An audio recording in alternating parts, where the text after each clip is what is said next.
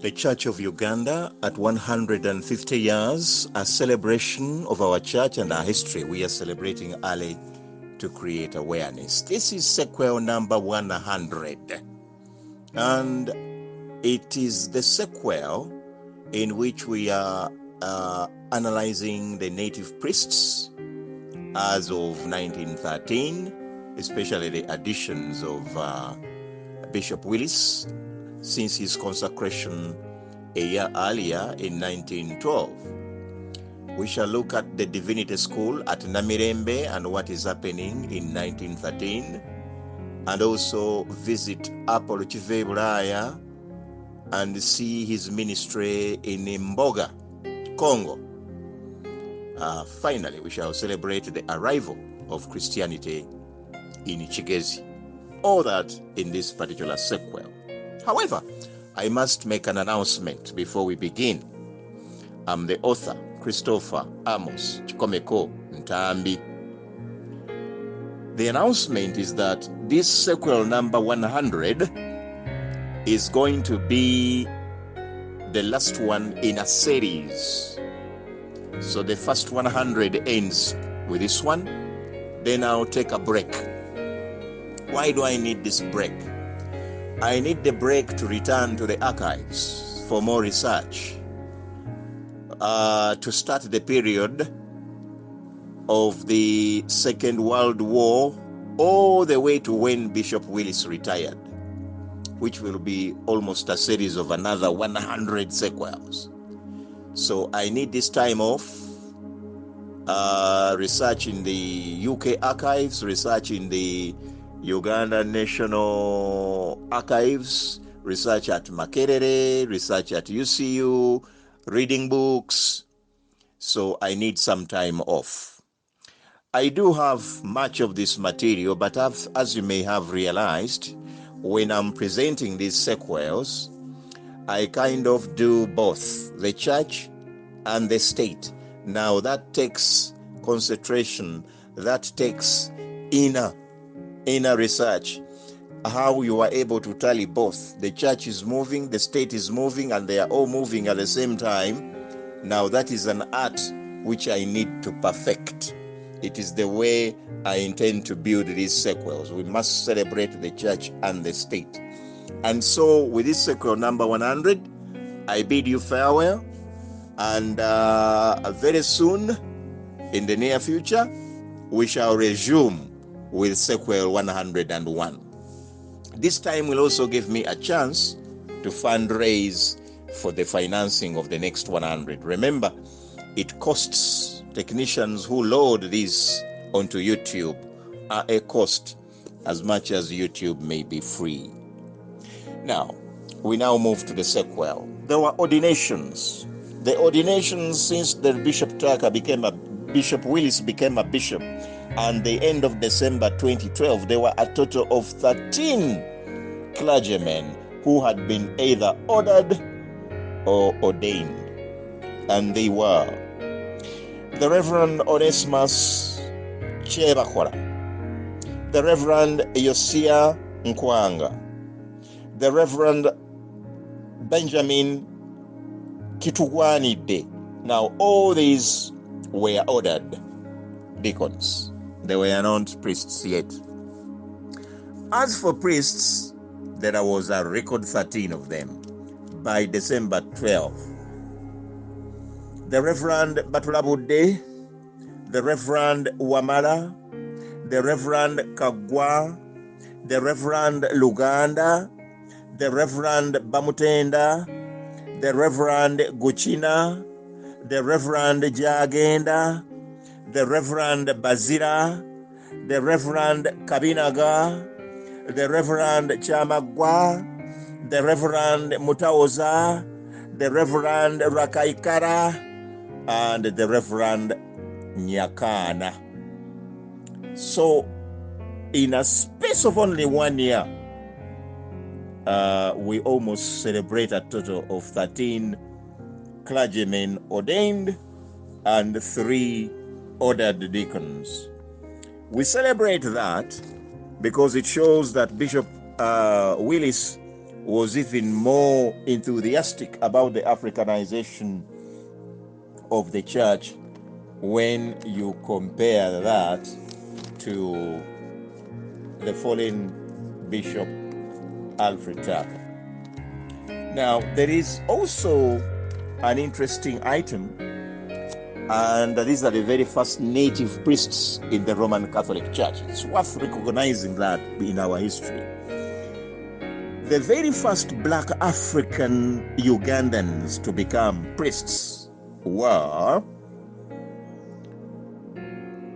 the Reverend Father Victoro Mukasa Womeraka oba Womeraka and the Reverend Father Basilio Lumu.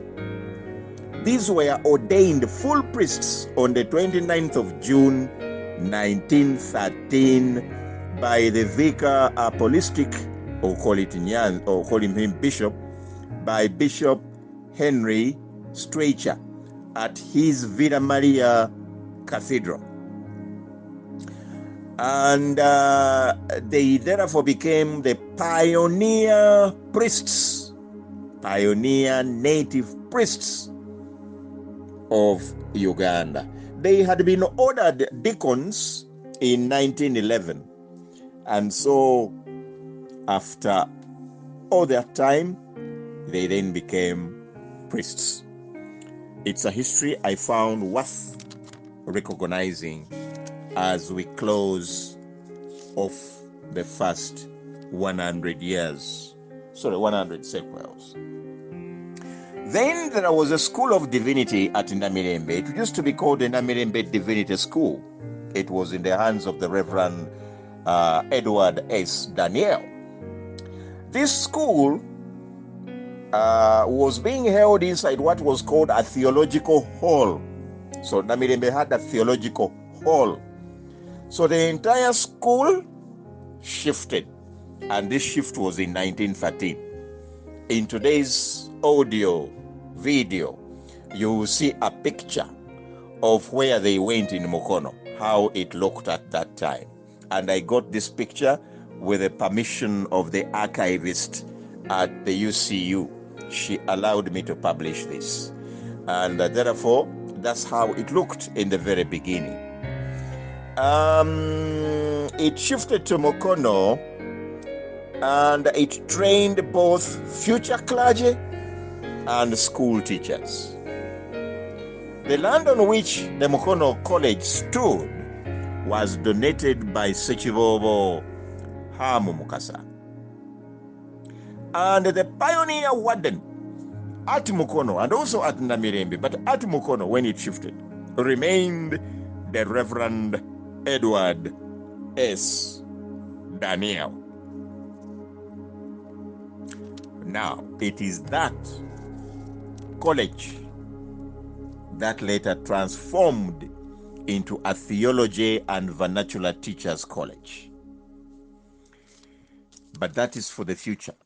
As we move into the future, we shall learn more of that. And now, let's see what was happening as far as Apollo Kivebulaaya was concerned. Apollo Kivebulaaya had got problems, and we have seen these problems in the past sequels, where he was almost beaten to death, and he left Mboga. He returned to Toro, and he was posted in Toro, and even as we came looking at all those sequels, we were able to see him serving in Toro as a clergyman. He was priested when he was in Toro, not in Mboga, and he continued to serve in Toro for all those years. And it was not until 1911 that Paramount Chief Tabaro, who was still in power, requested that he returns. So do you see, there was almost a 10-year gap. But that doesn't mean that because he was not in Mboga, there was nobody. There were missionaries there. There were missionaries, there were catechetics, native catechists. He had also trained some Banyamboga. So the church was growing, but he was getting more experience in Toro where he had been priested and where he served for almost 10 years. Now, this is a secret, and I don't know why. Historians do not want to bring this out, that there was a 10-year gap when Apollo was not in Mboga. So he returned in 1911, and he rebuilt the mission to become much stronger. He spread the gospel among the Banyamboga, and he embarked on learning their languages so that he could translate some scriptures for them. The sub-tribes were many. There were the Batwa, there were the Atikitiki, there were the Awasomba, they were the Bapakombe, there were the Banyali, there were the Barese, there was the Bawamba, and there was the Bambuti. Now, he taught them to make roads. He taught the Banyamboga to plant new types of trees. And he taught them how to build dwellings in a better way. They had their own dwellings, but he taught them a better way. He won their trust by living among them. You can call them the most primitive tribes of the time, eating and sleeping like them in their own huts. And so Apollo's mission to the pygmies was not yet by then. He returns to Banyamboga, and there are books that call him the apostle to the pygmies. Now, his ministry to the pygmies had not started by this time. His concentration was among us, the Banyamboga. And among the Banyamboga, I've just given you a breakdown of the other sub-tribes. So he concentrated on translating scriptures into their language. And that carried out his ministry. As a matter of fact, it was not until in the 1920s that he decided to penetrate into the pygmies territory, as we shall see in future sequels. So that is Kivebulaaya and his ministry, and the hidden history, actually. That history is hidden. I don't know why they don't want to bring it up as well as that. Then let's conclude with the Kigezi mission. The first church missionary society missionaries in Kigezi were from Ankole. Actually, let me call them teachers. The first teachers of Christianity in Kigezi were from Ankole. A brother to Chief of Rujumbura called Makobere in 1911. But he was rejected with his friends, and they had to return to Ankole. However, they remained the pioneers. The fact that they were rejected does not mean that they didn't take the name of Christ to Kigezi. They were rejected and they returned to Ankole. Remember, even Ankole had rejected Christianity. It took Bishop Tucker himself to plant Christianity in Ankole. The catechists couldn't. Then there is a Muganda, and his name was called Zakaria Balaba, who followed in 1912. And he was welcomed at Butobere before he shifted to Chikungiri and finally to Rugarama. Now, Muslims and Roman Catholics had arrived much earlier, and I don't know what tactics they used, but they were a little bit successful compared to the Anglicans. Now, under Chief Mukobere, some peasants resisted the British rulers in Kigezi, and that led to the famous 1912 Nyindo Rebellion. Police from Mbarara was used to crush the resistance, but Zakaria Balaba was killed. Yeah, so this pioneer missionary Zakaria Balaba was killed in the course of this resistance. The church missionary station was therefore taken over by an Ankole evangelist called Zedekiah Ramafa. And for the next 10 years of the rebellion, no missionary stepped in the mission. Wow. For now, that's enough.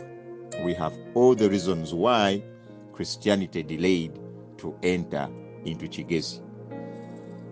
Our pioneer Zakaria Balaba is dead. We shall, when we next visit Kigezi, we shall identify his own son, who was also called Balaba, who even became a priest. So that is Balaba the son. But Balaba the father, killed dead. Missionary work stopped. And when it finally enters in the early 1920s, and we shall see it is very connected with the Gahini story, because it's Kigezi, then before you know it, it's Gahini, and then the entire center used to develop together. And we shall see how all that happens in our future sequels. And so, brethren, with sequel number 100, giving us a break, giving me a break, let me go for more research, let me align the data, and when I come, there will be a next 100 sequels that will take us higher and higher and higher in knowledge and in celebrating the Church of Uganda at 150 years. May the good Lord bless us all. I remain Christopher Amos Chikomeko Ntambi, the author of these sequels. I thank you. May the good Lord bless us all.